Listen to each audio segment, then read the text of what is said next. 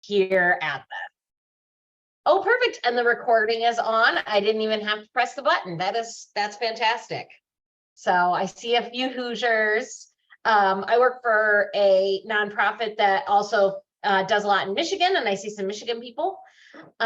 So welcome everybody. So thank you. First of all, thank you so much for being here. And I encourage you to use the chat to connect with each other. You can ask questions in the chat, though the more people that come in, the more difficult it's going to be for us to see the questions and scroll up at those. So I'm planning to hopefully have a few minutes for questions at the end of my presentation. And you'll have my email as well before you leave. So if you have questions or want to talk a little bit more about well-being, I will have that for you, and we can chat. There also have a couple of hashtags to tweet about this. Library 2023 and Library Mental Health and Wellness are the hashtags. So go ahead and tweet. I'm going to check Twitter afterwards and see what people have to say. And we've got our thing. It says we started the recording. We are recording, so that is a good thing.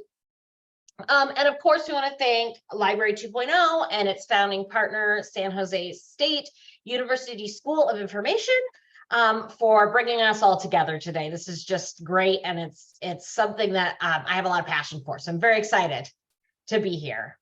So welcome. My presentation today is called Start Your Journey from Fatigue to Flourishing. I've got the nice spring flowers that are flourishing. We're not quite there yet with most of our flowers in Indiana, but we're trying. And so I am Jenny Kobiela-Mondor, and I am a library strategist at the Midwest Collaborative for Library Services, which is a member-driven nonprofit that supports libraries in Indiana and Michigan. So I am a certified appreciative inquiry facilitator, and I have a certificate in creating well-being, among lots of other trainings. And that's kind of how between appreciative inquiry and especially that certificate in creating well-being, that is how I got into this well-being space and working with libraries on well-being. I've been developing content for workshops, for staff days, for libraries, and presenting at conferences about how to support the well-being of library staff. And so I'm super excited to have an opportunity to talk about this with all of you today. The first thing I want everybody to sort of remember and know is that well-being is a journey. And this presentation is just one tiny little step on that journey. And it's a lifelong journey. But it's a journey toward being happier and functioning better and flourishing more while we're here on Earth. So the first thing I like to do when I have these presentations is actually define what I mean by well-being. And the definition I've been using is from Dr. Michelle McQuaid, who is the person at the Wellbeing Lab who created the curriculum for the certificate in creating well-being that I have. And her definition is really good. That well-being is our ability to feel good and function effectively as we navigate the natural highs and lows we all experience. So well-being isn't about feeling great all the time. It's not about being perpetually happy, but it's about that ability to actually navigate whatever is going on in your life, everything that's happening in your life, good things, bad things, neutral things, big things, small things, all of that. And well-being and the things that she talks about, it's really an aspect of what's called positive psychology, which is a relatively new field of psychology that's been around for about 25 years that focuses on positive human functioning and flourishing. Instead of looking at what's wrong with you, it's looking at what's right with you. So I like to use this little continuum. You can kind of think of your mood as a continuum, kind of like this. And in the middle of this continuum is your baseline. That's your normal. You're surviving. You're not like doing super great. You're not doing super bad. This is more simple than it actually is, but we could probably talk for hours and hours about brain science and exactly what all of this means. But this kind of gives us a simple, helpful little way to sort of think about this. in a way that isn't so complicated. So traditional psychology focuses on the places when you're below your baseline and something's going wrong. Whereas positive psychology tends to focus on what's going right. It looks at your strengths and tries to build on that. So it's like the difference between a major car repair, which is traditional psychology, and preventative maintenance, which is positive psychology. And both of these types of psychology are important because you want to treat mental illness and emotional disturbances and those brain issues that come up. But that's not enough. The idea behind positive psychology is that it's not enough. People shouldn't just be surviving. We want to be thriving and we want to enjoy our lives. So positive psychology focuses on traits and thinking patterns and behaviors and experiences that look forward and can help improve your day-to-day quality of life. And ultimately, that's why well-being is so important. And it's so important to me because I want people to thrive and to flourish. And particularly, I want to see that in libraries and librarians and library staff, because we'll be better people for it and our libraries will be better for it. Now, this doesn't mean that you're going to be happy all the time. I really wish it did. There's something in our brains called hedonic adaptation. That means that we're just not going to be like happy all the time. Our brains are really good at becoming accustomed to life changes. So no matter what good stuff or bad stuff happens, in general, we end up kind of back at our baseline. And everybody's baseline is different. It looks different. It feels different to different people. Now, sometimes if you have some really large and significant life event, it can change your baseline, but in general, it doesn't.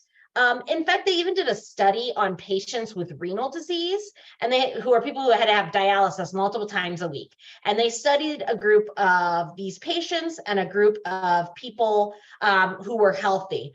And on average, the groups were just as happy. Now, the healthy people thought that they'd be less happy if they had renal disease and they had to go get dialysis all the time. And the patients thought that they'd be happier if they didn't have renal disease. But it really it's not true. They adapt pretty well to the things that they have to do. And it makes sense when you start to think about it. Our bodies have lots of different adaptations. So like this is a lot like our brain doing the same thing that our body does to adjust to environmental conditions, which is the reason that as a Midwesterner, if I go to Florida in January or February, I'm wearing shorts because it's like 60 or 65 degrees. It feels great. Meanwhile, the people from Florida are wearing parkas because they're not used to this cold weather. Hedonic adaptation then, but they think probably limits the detrimental physical effects of repeated intense feelings like stress, and it dampens those motivational signals if they're not useful. So they think hedonic adaptation helps with things like if somebody can't escape confinement, it kind of tamps down on some of those feelings of wanting to escape because they're not helpful, because they're not going to be able to do that. That's also why there are people who constantly purchase new things or seek new experiences and then are disappointed because their level of happiness isn't permanently raised. They buy that new car and they're so excited, but then like they kind of go back to normal and they're going, well, maybe I need to buy a better car. No, it's just your brain is kind of getting used to it. But it's also helpful and useful because we can adapt to new situations. And hedonic adaptation helps keep us from living in this chronic state of arousal and stress. We get used to it. So helpful, not always fun, but helpful. So the good news of this is that only part of your happiness and part of your baseline is determined by your genetics. This is kind of the most well-known model, and it says that 50% of your happiness is innate. It's genetics. Now, further research suggests that it's more complicated than that. But this happiness pie recipe is really helpful for you to see and know that about half of the way that you feel is your genetics. About 40% is intentional activities that you do, and only about 10% is actual life circumstances when stuff happens. So that means you can impact your happiness. There's 40% there that says you can, with intentional activities, you can make a change. And this really bears out. So we know that wealthy people are on average no more happy than people with less money. And we know that people in 1940 were actually a little bit more happy than people now, despite all the stuff that we have, which I was like, oh my gosh, but they didn't even have the internet. And then I realized that's probably why they're happy. They were happier in 1940. But I've seen this play out in my own life too. So actually on this day a year ago, I was in the hospital. I was on a ventilator and in a coma because I had an autoimmune disease that suddenly flared up and made me extremely sick. I was ultimately in the hospital for almost the entire month of April 2022. And so those were not happy life circumstances. Now I'm lucky because I'm a pretty naturally happy person. Apparently my genetics are such that I tend to be pretty happy and pretty optimistic. But I also saw that the ways that I also saw how doing small things could make me happier, so that my stay in the hospital wasn't quite so terrible as you might have thought. So, once I was up and around, I could appreciate the taste of coffee every morning. I could do crossword puzzles, have visits from my friends and family. I had to have a really long and boring treatment. And so I rewatched a favorite TV show while I was doing that. I wasn't happy every moment I was in the hospital, but I was able to find things that could make things better. And I'm seeing some really good, I can have the chat up, but I'm seeing some really good things. And yes, I have not dug very deep into these happiness studies. I'm guessing that there are people who are left out of those studies, and it would be interesting and definitely more complicated if we're looking at people in poverty versus just people who are, a little less better off. I think there's some thresholds there. So I should probably look into that a little bit more. So thank you to people in the chat. This is why I love Zoom. We've got good chat going on. But we want to look at happiness boosts. We want to look at how we can make ourselves a little bit happier. And so to succeed at that, there's a few things that you need to think about. First of all, you've got to know it's different for each person. So what works for your coworker or your friend or your spouse or your mom or whoever may not work for you. But things that you should do, you need to choose things that fit your personality and your interests, your strengths, and your lifestyle. So if you absolutely hate journaling, when you see something that says you might get a happiness boost from journaling, you're probably not going to. That's probably not the thing that you should choose. If you're too busy to meditate for an hour every day, then focus on something smaller, something that takes less time, something that fits in what you're doing. And you also want to choose activities that are meaningful to you, rather than just focusing on feeling good. The pursuit of pleasure is great, and we like to do things that are fun. But you're really going to find that you're happier if you're also connecting it with a sense of purpose in some way. And that connection is going to make the process feel more meaningful. You also have to really commit to the process. You have to invest in your own happiness. So if necessary, especially to get yourself started and used to this, find a habit that increases your happiness in some way and literally track it when you do that habit. I have a sticker chart that's sitting by my desk to track my exercise because, hey, it does make me feel better when I exercise. And also I get a sticker every time I exercise. And I know that I am a woman in my 30s, but that works for me. So try that. And also add variety. Because hedonic adaptation still applies. So you do want to do some things to keep things fresh, or else you are not going to be getting those highs quite as much. I really encourage you, though, to start small, because making small changes and succeeding at them gives us satisfying rewards, and it's like a celebration. You can celebrate every time you do this small thing. You're going to feel better about yourself, and that's going to keep you going and keep you continuing to make those changes, because you can't change everything at once.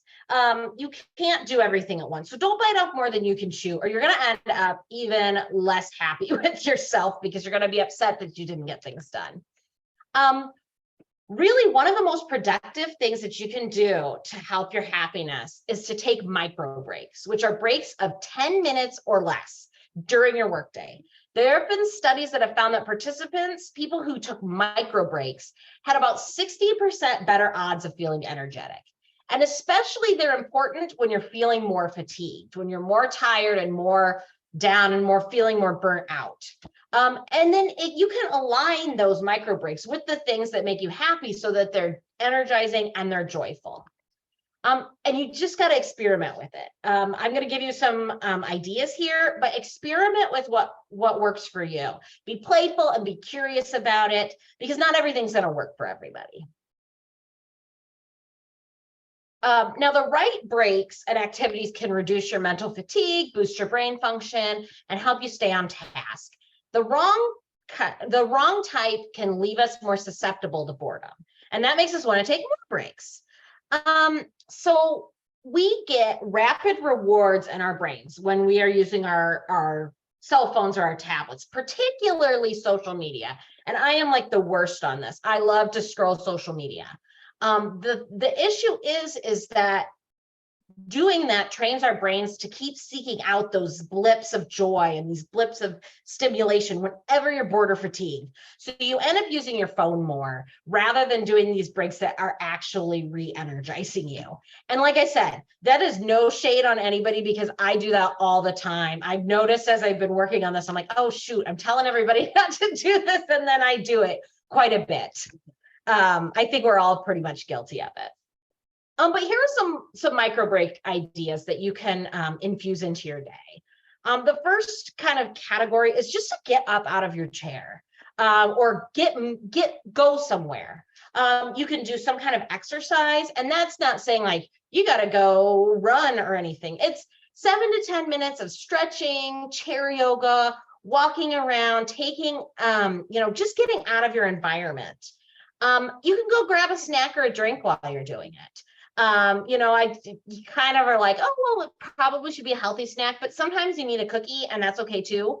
Or go get a coffee, something. Go chat with a coworker. Anything to kind of get you up and around every so often really is extremely helpful. You also want to make sure that you're actually disengaging your brain occasionally while you're working. The 20-20-20 rule is one I've heard of. So every 20 minutes, you're supposed to look at something 20 feet away for 20 seconds.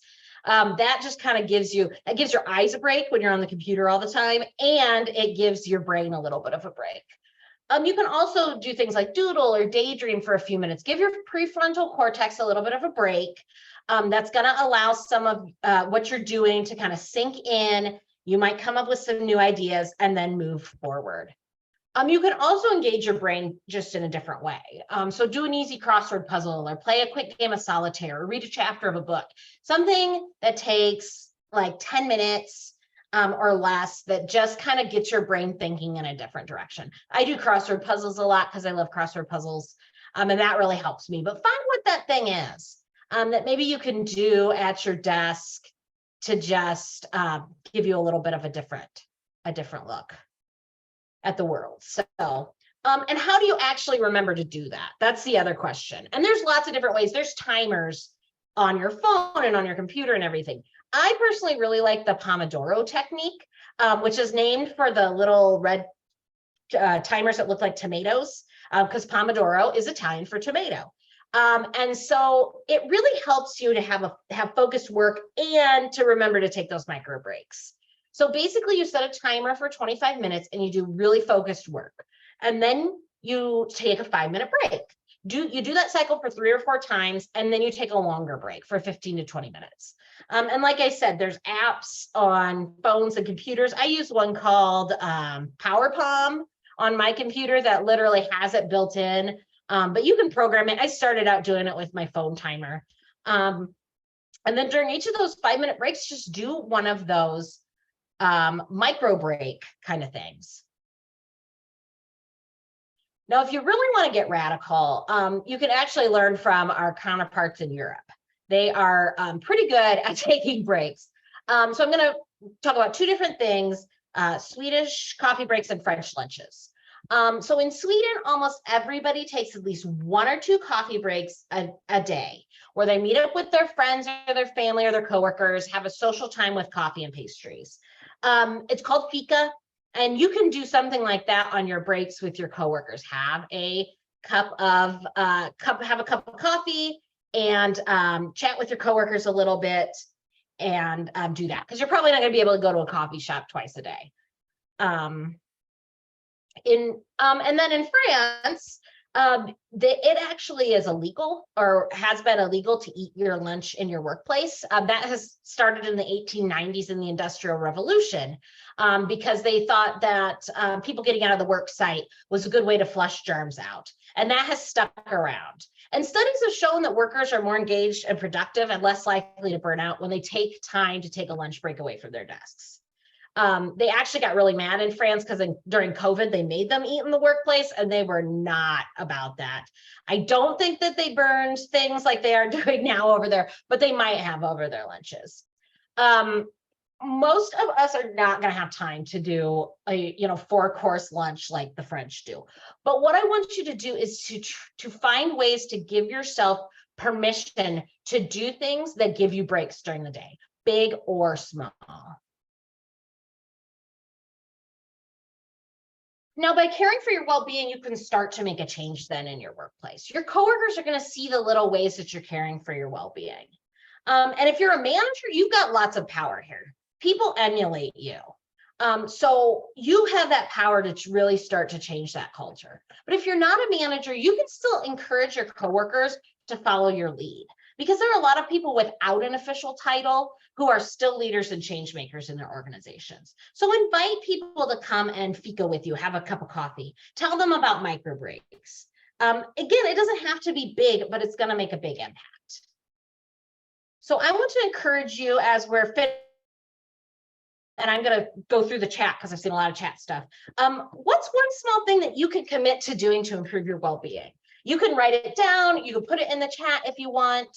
And I'm going to just go through here really quick and think, see what we've got in the chat. Oh, there's so much. It's Sue. And one of the things that were in chat is, what if you're not allowed to take breaks on the job? You need to be at the desk all the time, or, it's much more rigid. That's where I think your 20-20-20 breaks, things like that are really, really small, like micro breaks can help. 20 minutes, look away for 20 seconds. That isn't a ton, but it's something. You're not staring at the screen or at a patron every moment, and you're just letting your brain have 20 seconds of doing that. So that's a really good question. And then if you can start to find some other ways, if you take I don't know what the protocol is for if you're working on desk all day. I mean, I hope they're giving you like restroom breaks and stuff. Allow yourself to take an extra moment in the restroom to, breathe deeply, think about doing something else, whatever it is, daydream for a couple of minutes. Something like that. So find those little places. I know it's hard in some of the positions that some of us have in libraries to be able to actually do that. So find a place in your day that you can get away and pause and do that. Got some really good conversation in here. Do you have any suggestions for things you can do at home? Yeah. At home, I would say things like that's someplace where if you have a little bit extra time in, when you wake up and can spend a couple of minutes thinking through your day or visualizing something calming or whatever that might be. Or right before you go to bed, doing things while you could almost connect it with other things that you're doing. Like, and I think on the Padlet that I'm going to share with you guys in just a second, I think I have tiny habits. Yes, I have tiny habits on there. So, connect it with something else you do regularly. Like when I brush my teeth, I'm going to think of five things I'm thankful for, or something that went well today. Those little things that you can connect with other things that you're doing are really, really helpful. Yes, people want to take breaks. I'm so glad. Yeah, and I really, if you are a manager, if you have any kind of influence in your organization, I really recommend and really encourage you to find a way to start to make this part of the culture, if it's not at your library. Somebody said they have a digital picture frame with pictures of their kittens and they stare at that every so often. That actually helps. Looking at kittens, obviously, but also looking at, a nice, a picture of some nature or things like that can have a calming and happiness effect to you. So there's lots of those things. Anything that you can do that gives you that little break is really, really helpful. All right, let me give you the Padlet. Oh, here. It's actually on the screen here. You can see my email addresses there, which is jenny@mcls.org. And there's the Padlet link is there. I'm going to put the link or put a link in this chat. It's the same. It goes to the same place as the link on the screen, but it's the full link instead of the truncated link.